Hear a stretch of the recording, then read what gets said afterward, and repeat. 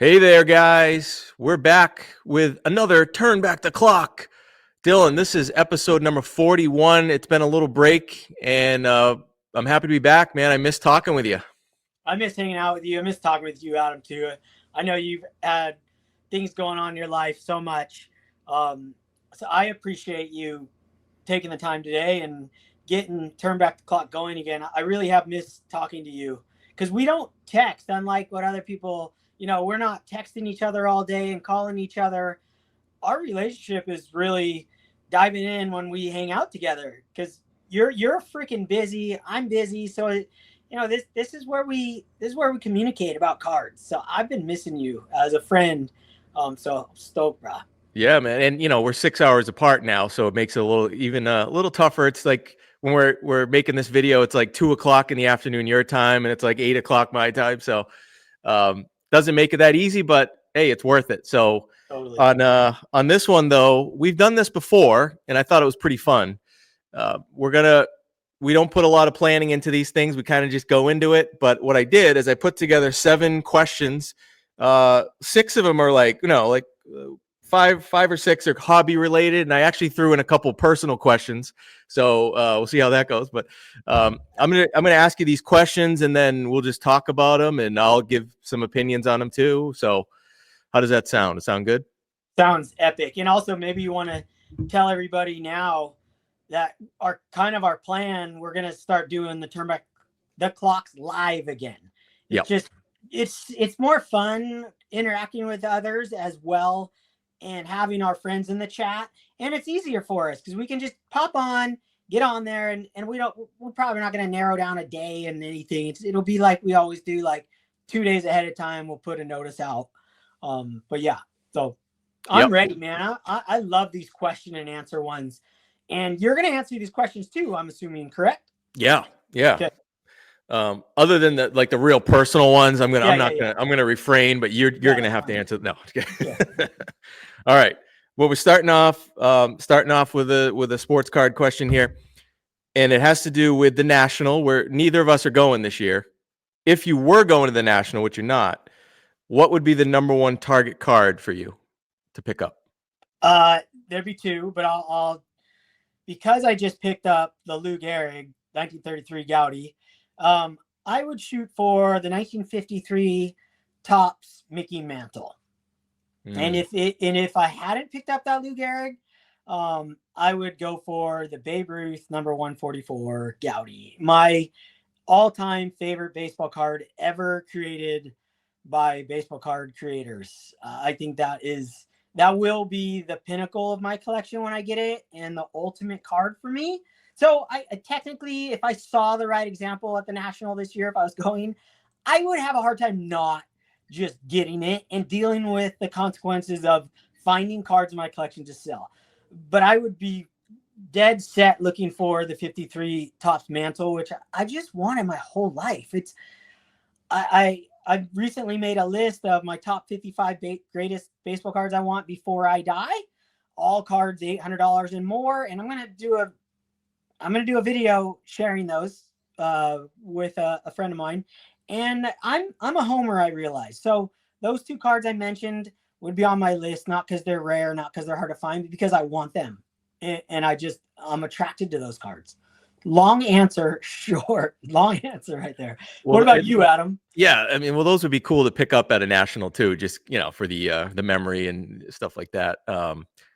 Before I give you my answer, I was just thinking, how many, other than the 52 Topps Mantle, are you pretty far along with like the Mantle Topps run? If you were to get 53, you got 56, or do you still have a 56 or no? I don't have a 56. Okay. So I had that one, and I'm pretty far away.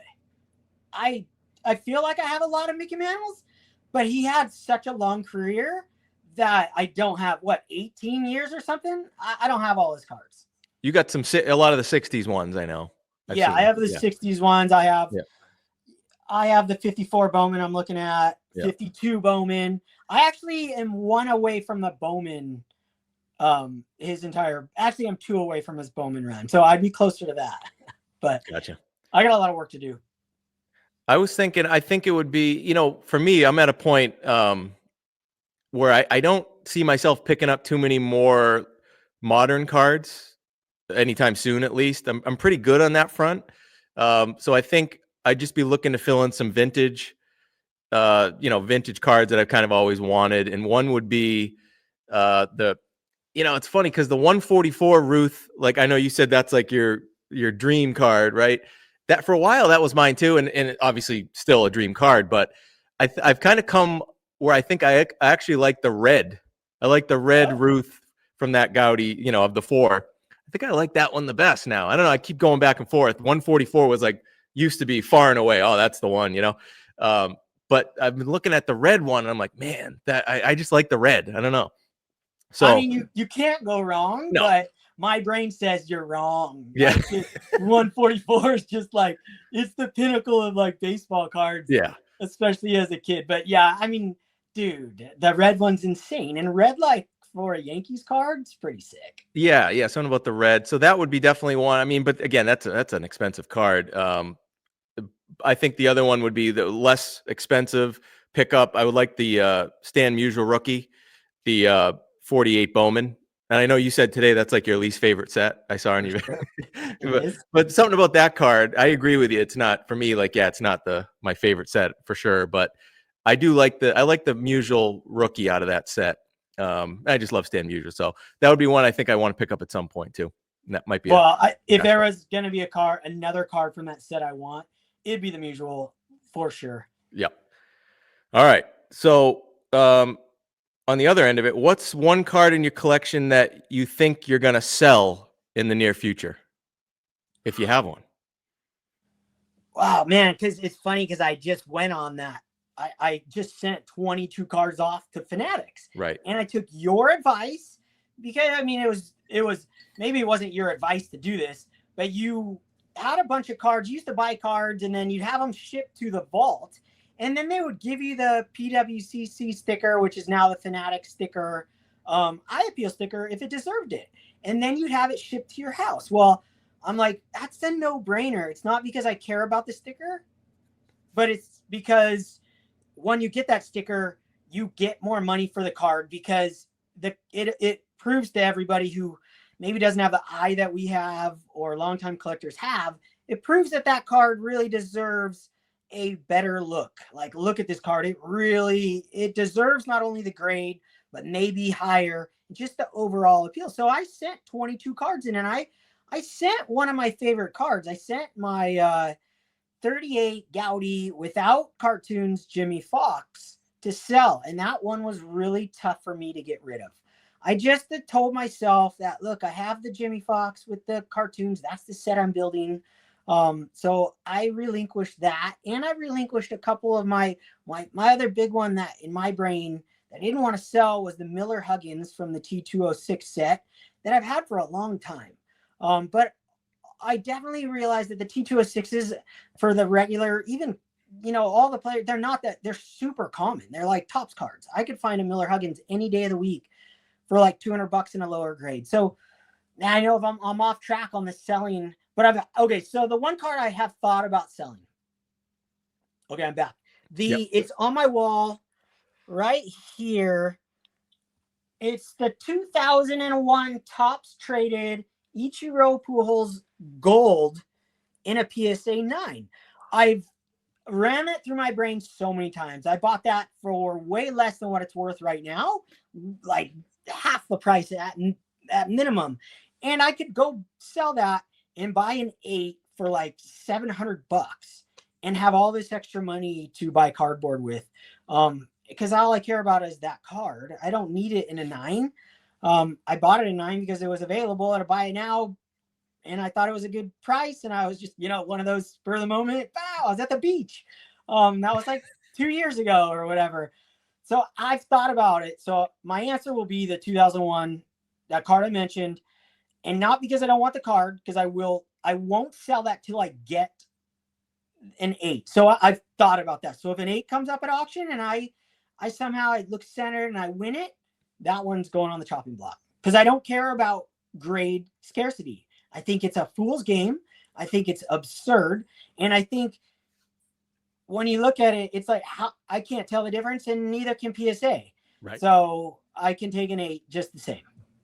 And they're both going into the Hall of Fame pretty soon, right? Or Yeah. like, so that's going to be a hot card, you know. I mean, it already is, but I think it's even going to be maybe even a better time to sell it in the near future too. Absolutely. I think that card has there's some cards in my collection that have in my brain, investor brain, that have real potential to be worth a lot more in the future. And that's one of them. It just is one of those magical cards. And once Pujols gets in, it's like off to the races. Even though they're in already in my brain, Pujols is out of the news. Nobody knows who he is.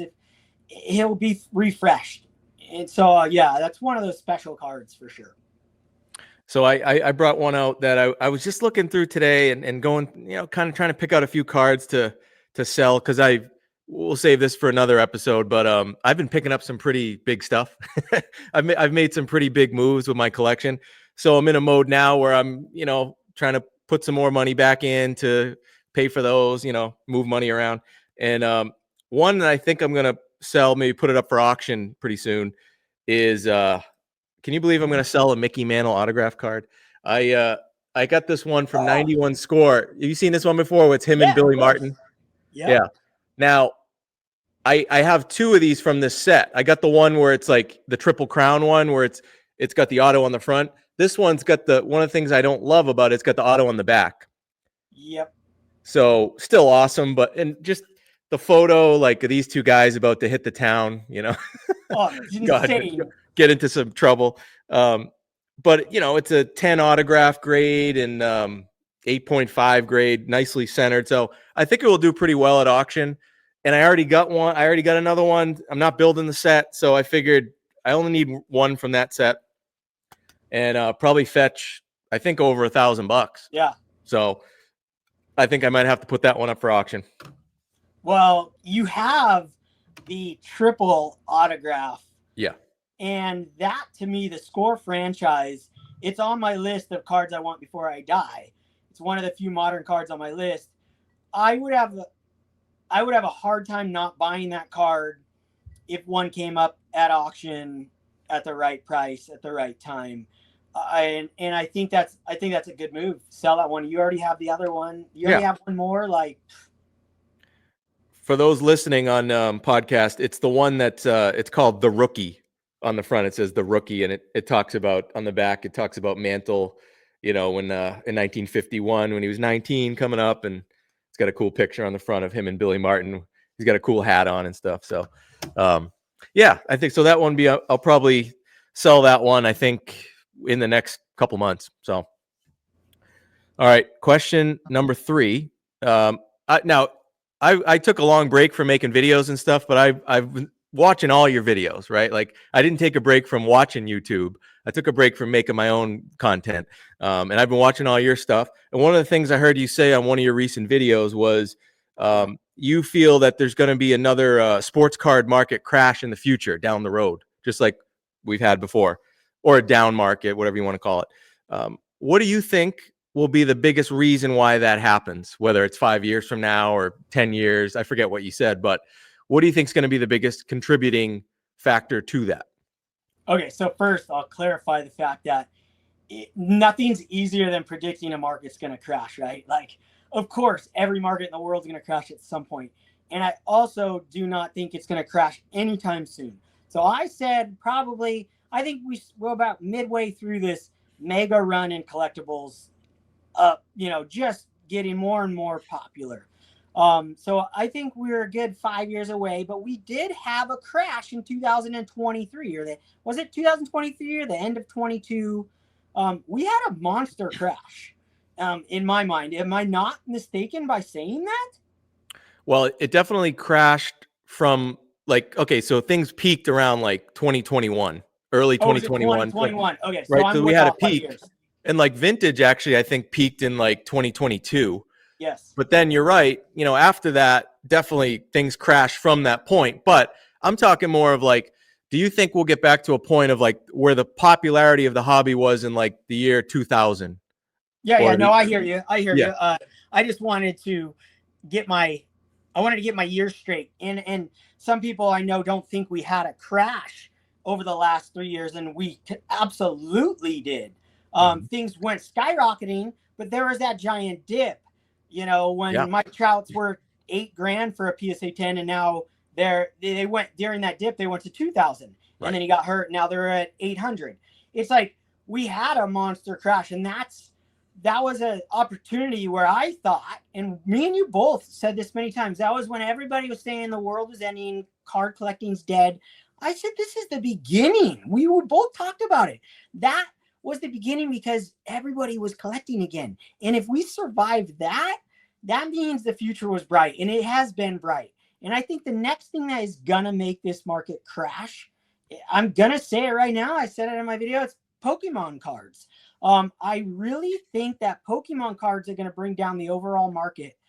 And let me clarify the fact that I know nothing about Pokemon cards. And I say this all the time, you shouldn't talk about things you don't know about. But I know about collecting, and I know about markets, and I've seen frothy markets in collecting and cards. I've seen frothy markets in stocks and in everything.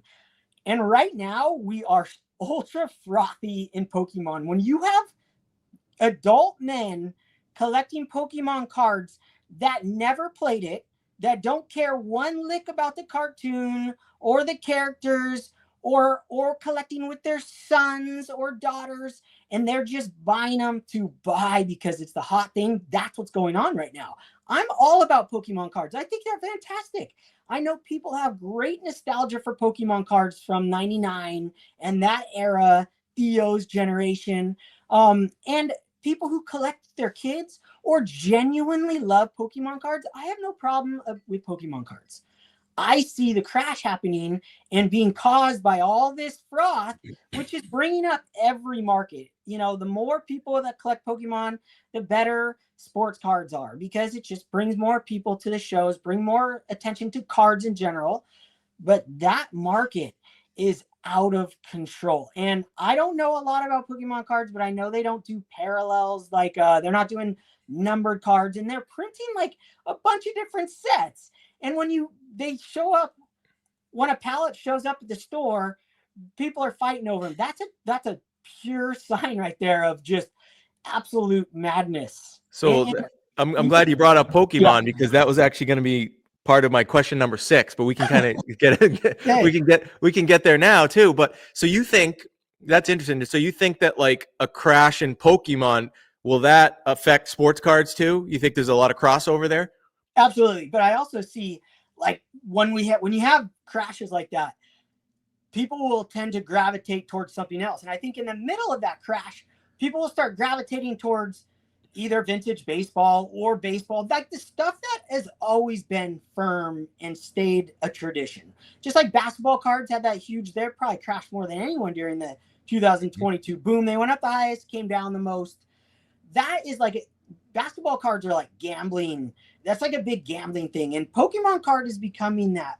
So when I say that's going to cause a crash, I think that'll push people towards other things. So vintage could rise, but eventually that causes it, like it'll bump up real fast, and then everything will trickle down together. And I think it will eventually cause the ultimate, 1993 crash, or I don't even remember the crash because I didn't affect my life then. I just know it happened.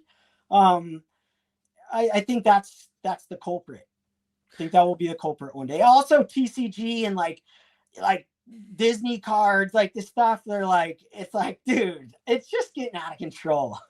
Well, it's funny because number 6 was going to be, do you consider Pokemon as part of the hobby? The reason I asked that question, I think on Instagram a while back, when I started seeing all this Pokemon stuff, I put a little poll. Now, I don't have a huge following on Instagram, but I think I got at least 100 votes on it. And the question, that was the same question: do you consider Pokemon as quote unquote part of the hobby?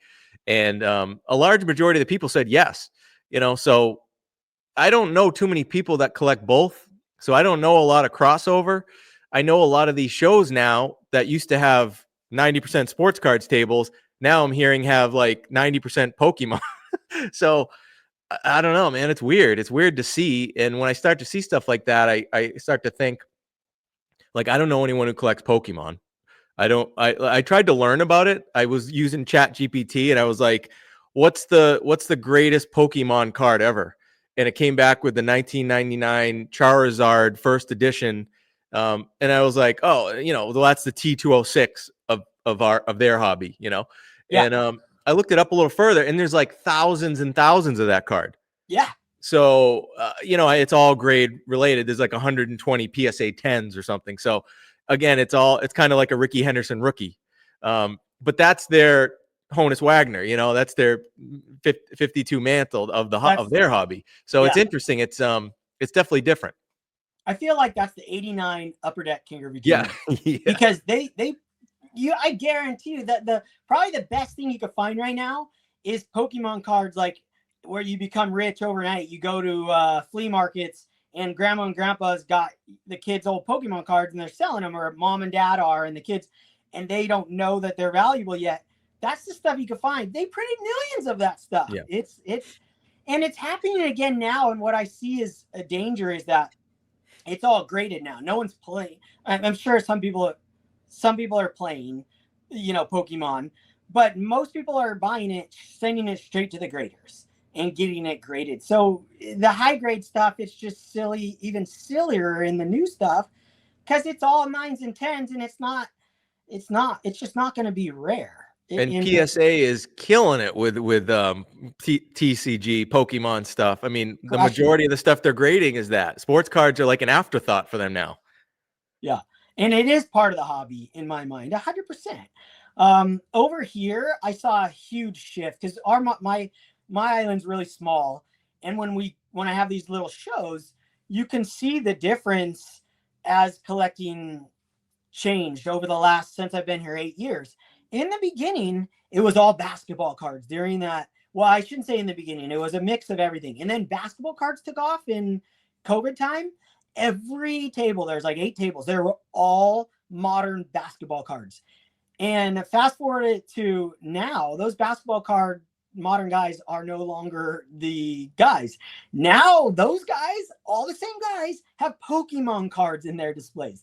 So those guys didn't actually collect like basketball cards. They collected the cards that were popular in that moment. And that's the same thing that's going on. And there's still my one vintage guy. He's still there, still doing the baseball vintage. And so you have guys that just chase what's going on. Yeah. That's hot. That's most people. That's most people in the hobby are chasing what's going on now. And there's nothing wrong with that. I don't care. It doesn't bother me.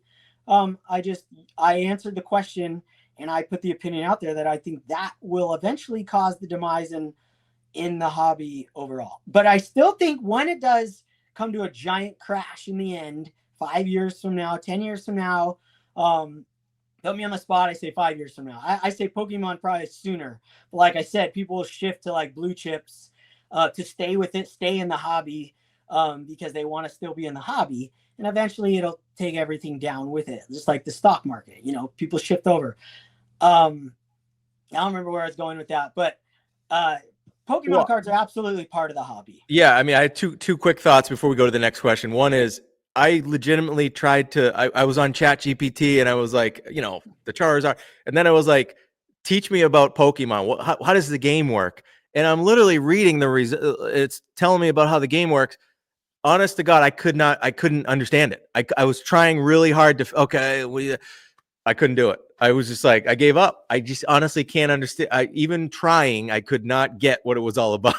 So, okay, that's fine. It's not for me. Because what it's about is the value of the cards. Well, no, the game itself, though. Like, how does the game work? I know. I'm just being dumb. I'm just being ridiculous. Yeah. But that's kind of what it's about now. It's about the value of the cards. It's not about the characters, and it's not about how the game's played anymore. Right. But hold on, before we move on, I do think 20 years from now, when more like 30 years from now, when the 10 and 12-year-olds who are buying Pokemon cards and collecting them for how collecting is, like Theo's kids. I use him an example. He's the only guy I know whose kids collect Pokemon cards. When they are 40 years old, they will absolutely be chasing these Pokemon cards when they're 40 years old. So it's not like these cards are going to go to zero. They're still going to have value in the future, but it's going to be different. It's going to be different. So I just wanted to add that. I don't think they're worthless. I don't think they're all going to zero or anything like that. And they will be collected 30 years from now, but that's a long time off. Yeah, and the last thought on that too is there's a lot of guys our age that are building collections like us right now with the thought in mind that like I'm building this collection and I'm eventually going to sell at least some of it, if not all of it, in my lifetime, maybe in 20 years, 25 years, something like that, maybe 30 years, hopefully. But down the line, you know, there's going to be an exit point for a lot of our collection, especially if our kids don't want all of it, which, you know, they probably won't, right? Maybe they'll keep a few. Or whoever. But the point being, sometimes you don't think like through this cycle of, let's say 20 years, when we're in our 60s, odds are, yeah, there's going to be some downtimes, right? It's not going to be like this for the next 20 years where it's just booming and, you know, it's just one boom after another. So you got to be ready if you're going to hold your cards for 20 years, hoping that they go up in value. Just be expecting that there's going to be periods where, kind of like the stock market, where you don't want to look at your portfolio, right? You don't want to look at it, just keep contributing or whatever, but don't look at it. It's going to go down, but just think long term. I think it's going to be the same thing with cards for people that are hoping their cards will be worth at least what they're worth now or more in the future. They're going to take a dip at some point. It's just going to happen. It's not going to be a straight line. It never is. And that's the problem I see with the Pokemon, because they don't have that deep passion for the Pokemon cards.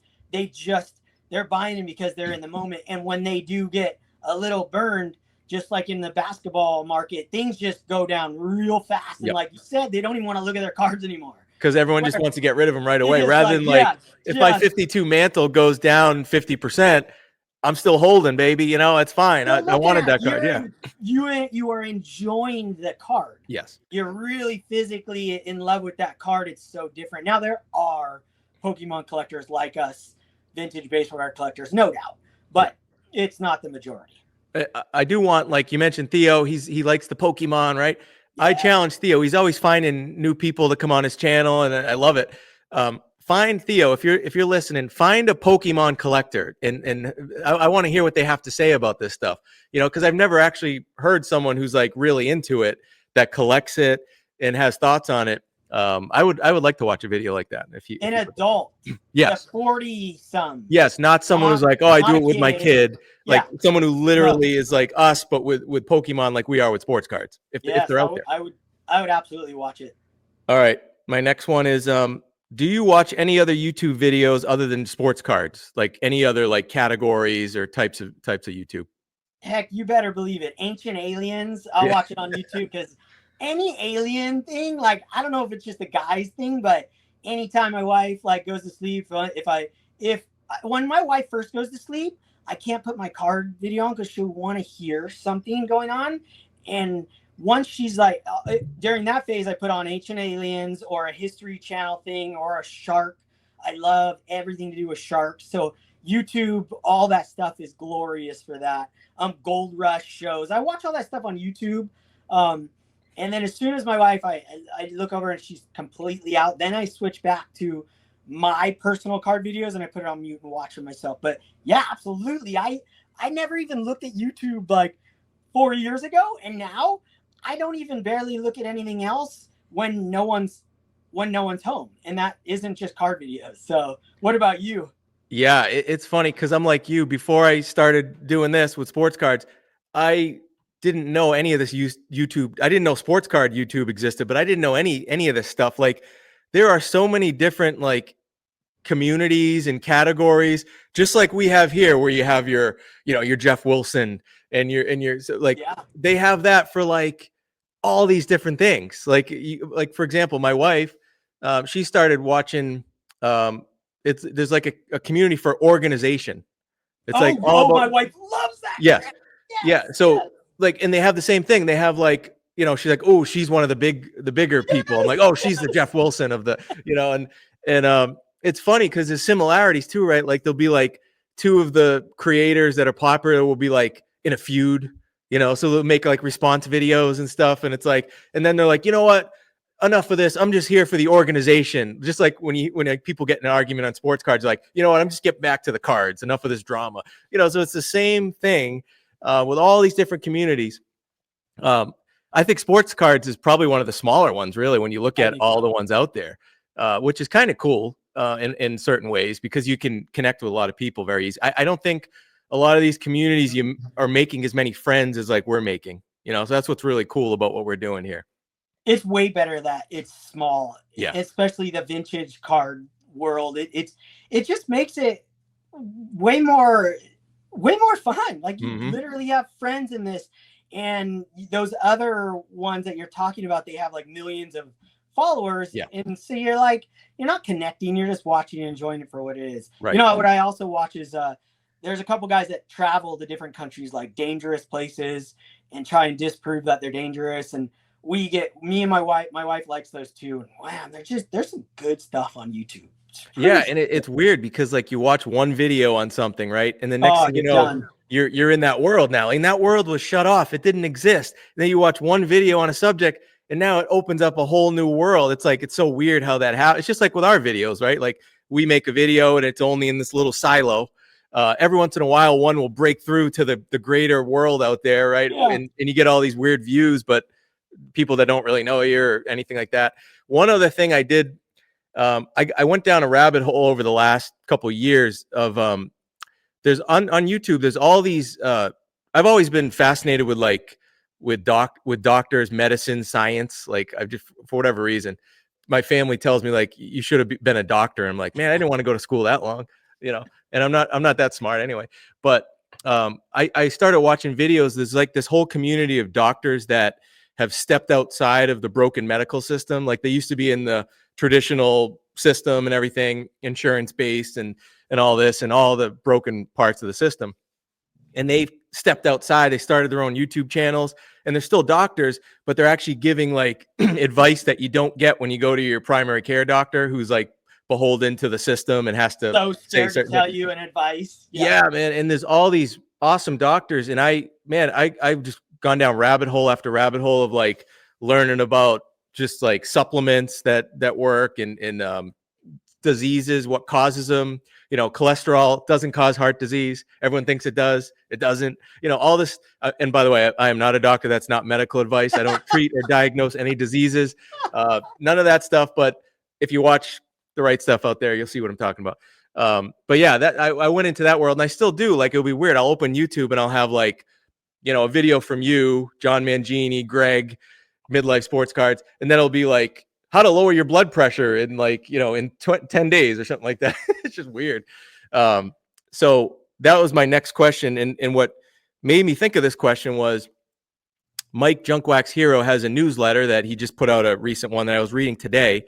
And I like how Mike will do, like, he'll talk a lot about sports cards, but then he'll mix in some like personal stuff here and there, just like interesting stuff about horror movies. Or one of the things he put today was like he wasn't feeling good at all, I guess over the last period of time, just was feeling like run down, not good. And he found out that he was low in vitamin D, which you probably don't have that problem there. No, where you're out there every day, but like back here in the Northeast, it's a big issue. A lot of people don't get a lot of sun, especially in the winter.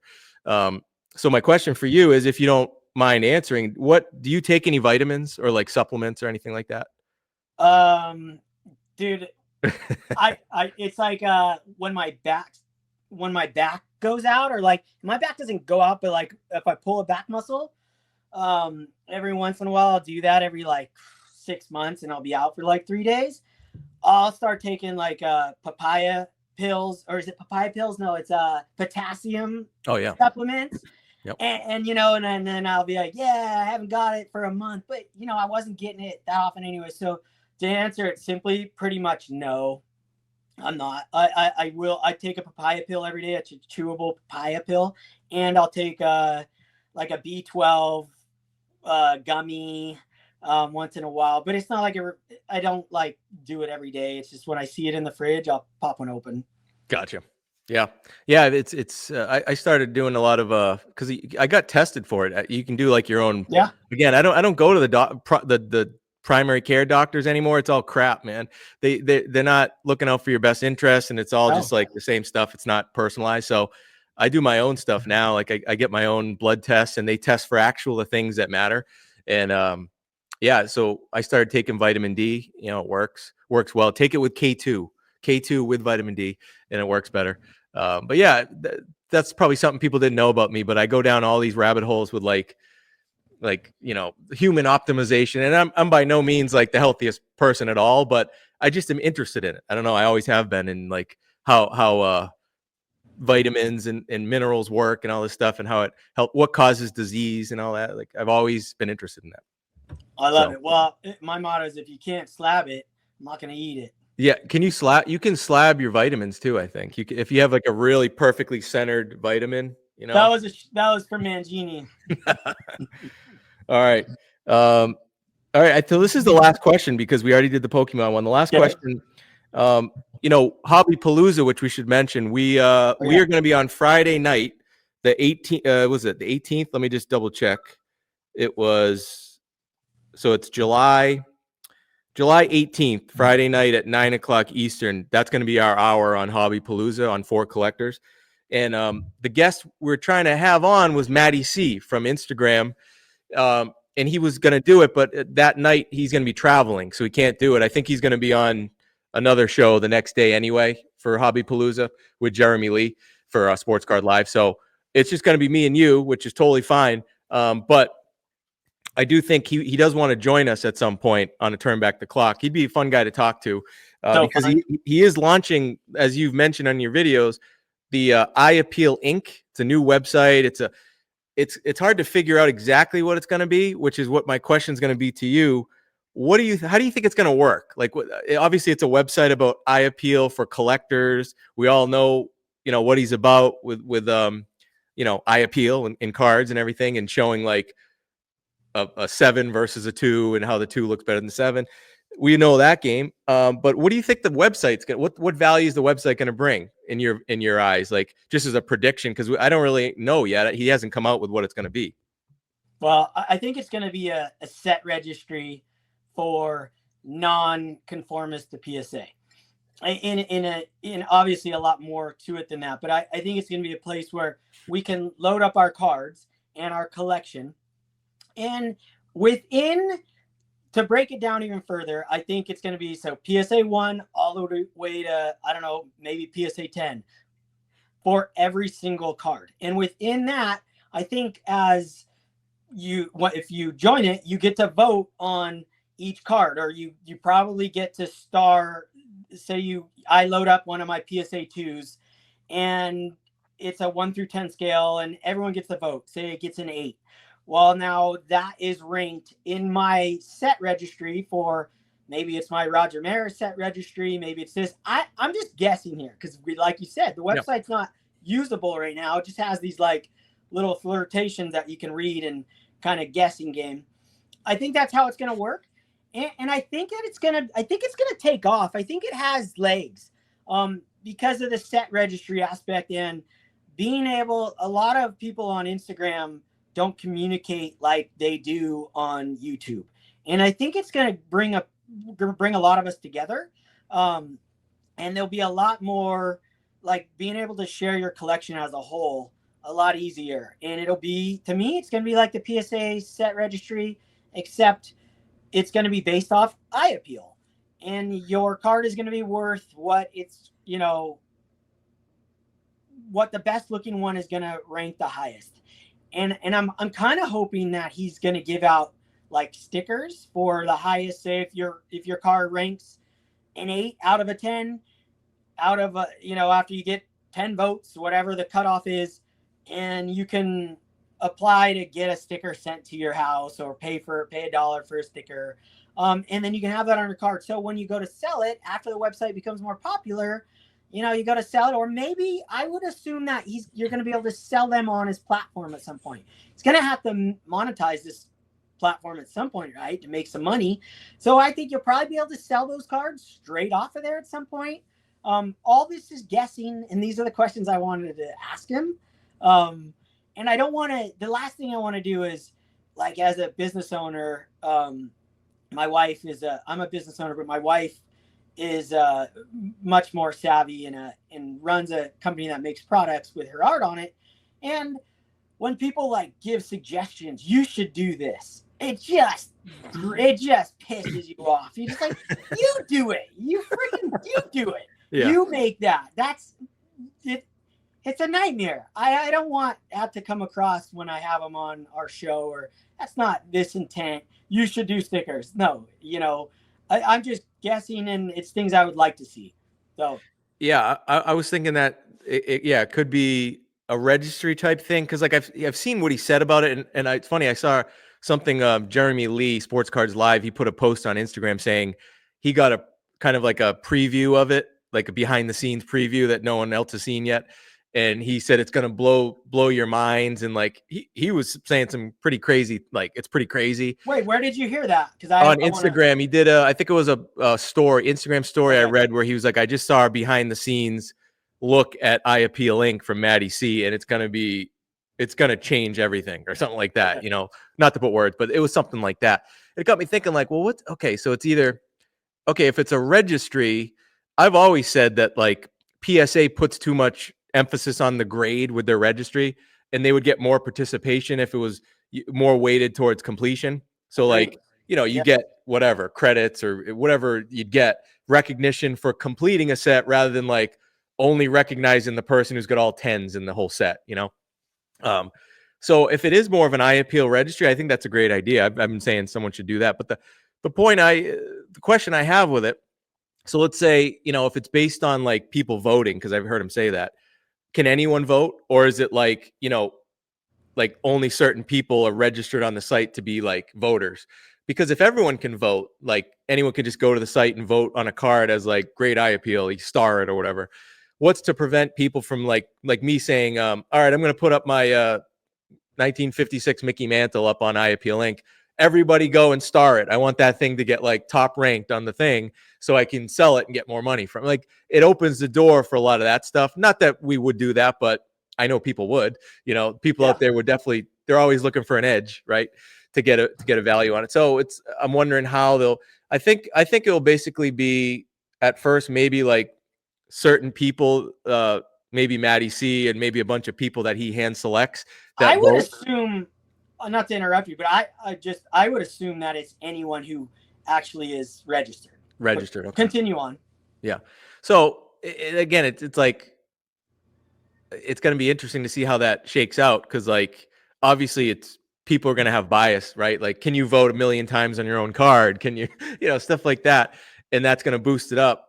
I don't know. And then, like you said, if they do buy and sell cards on the site, then that makes total sense, right? Like, hey, I'm going to upload my card here, and it's got a great Eye Appeal, as it's ranked on the site as like the #1 Eye Appeal one, even though it's a PSA 3, it's like ranked really high, so it's going to carry extra value, and it might sell for more on this site than it would on eBay. So yeah, I like the idea of it, but it's going to be very interesting to see how they execute it, and how they make it so that it doesn't get a ton of criticism, like, oh, anyone's just going to vote their own card, or you're going to get their friends to vote their card, so it gets ranked higher. There's got to be some independent thing to it, right? There's got to be some like stuff you can't influence, right? If a card's going to be the top ranked Eye Appeal card on a site, there's got to be some criteria towards who can vote, or how it's voted on, other than like, like when John Mangini got elected hobby president, like, look, we all knew he voted himself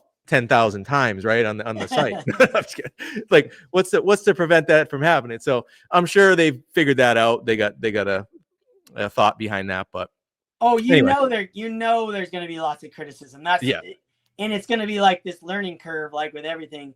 One thing that a main question I had for him, for Maddie, was when you post a picture and say it's a PSA 2, I'm hoping there's like a spot where you can put no creases, no wrinkles. Because to me, Eye Appeal has a lot to do with that when I'm buying a card, especially Topps cards. I'll rank a card lower if it has perfect Eye Appeal on the front as well, and then a terrible Eye Appeal on the back. To me, that is a different Eye Appeal. So I'm hoping the front and back get photos, and I'm hoping that if there's a crease or wrinkle, or if there's not, there's a place to like check that. Like, hey, no creases, no wrinkles. No creases, no wrinkles. Because that, to me, is included with Eye Appeal. A card could look as good as the greatest, we could look at PSA 10, but if there's a crease down the middle or somewhere, and I just can't see it on the, on the screen. I know I'll be able to see it in the flesh, some way, shape, or form, and that will go in my head. And if I own that card, so it wouldn't be a 10 on the eye appeal scale on a 2. I'd rather have a 2 with softer corners that had no wrinkles or creases. So there's a lot I think that's going to go on, and it's not the end all be all. But what I'm excited about is that I think it's going to bring a lot of really good looking cards to one website. And to me as a buyer, like and a seller of certain cards, I think it's going to be, I really think he's going to monetize it. And I think you're going to be able to buy and sell cards in there. I really hope so, at least at some point. And to have that many centered cards in one place is really going to be awesome. And when you have that many centered, say there's 159 mantles centered all in one place, that's going to devalue the centering. And those cards it's going to create more competition. And those cards should become less valuable. So it should lower the price of those center cards, in my opinion, because there's going to be more of them in one place. You're going to see more. So you're going to think they're worth less. So I'm kind of excited for that too.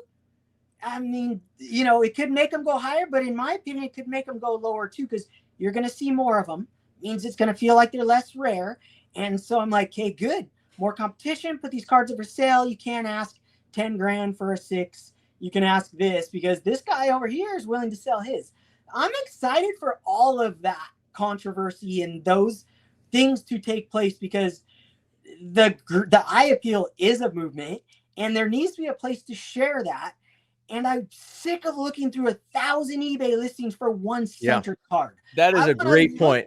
That you mentioned that. Yeah. Yeah, I want to look for a 1958 Topps Mickey Mantle. I don't want to see 100 of them centered. Because when you type in, 1956 Topps Mickey Mantle centered on eBay, it's not all centered card. So you're like, what do you mean? How did you put centered in your title? That's not a centered card.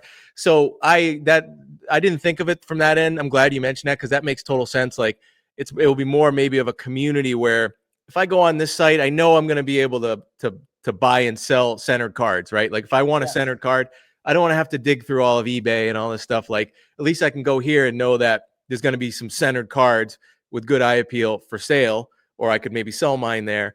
That makes complete sense. Yeah. Now that I think about it, I mean, again, we don't know. It could be totally not what the site is, but it'll be interesting. I don't think I've been as excited to see something new roll out in the hobby as I am about this, mainly because I'm just very curious on like how it's going to be, like what the point of the site's going to be. There's so many directions it could go. So it'll be exciting to see it. And I guess we'll find out this month. So it should be pretty cool. I think that we're the minority as far as like how excited I am, like you are. I'm really excited not to get my cards on there. I might not even upload a single card. Right.